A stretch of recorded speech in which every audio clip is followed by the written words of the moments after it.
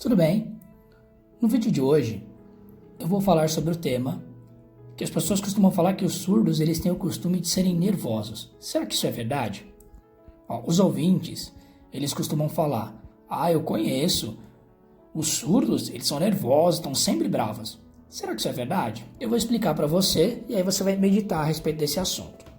Você já foi numa loja onde o responsável ou as pessoas que trabalham lá são de outro país, da China, do Japão, algum país árabe e assim por diante?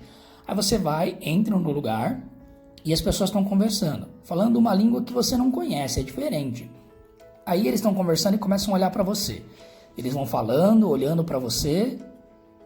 E sobre o que eles estão falando? Você não sabe, mas eles estão te olhando. E aí você acha, eles estão tirando sarro, estão falando de mim. Aí você começa a se sentir mal e se eles continuarem falando e olhando para você, falando outra língua, e olhando para você, você vai se sentir mal, vai desistir, vai embora daquele lugar.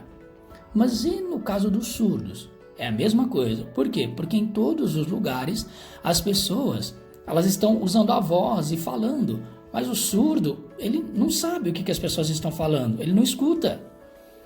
E aí as pessoas elas vão falando, olhando para ele, vão falando, olhando para ele, ficam olhando para ele. O que essas pessoas estão falando e olhando para mim? Eu não sei. Eu acho que elas estão rindo de mim, eu acho que elas estão falando de mim. Aí o surdo fica angustiado, fica confuso.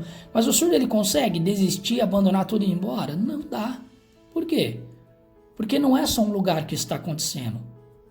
Em todos os lugares as pessoas estão sempre falando em português.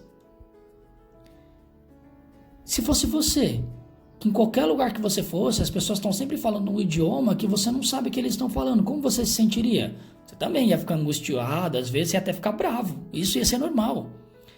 Outra situação, por exemplo, você vai comprar pão, vai comprar carne, você vai no mercado, qualquer lugar. Para você é fácil, você chega lá, fala para a pessoa o que você quer, a pessoa te dá, você paga, aí você fala, agradece e vai embora.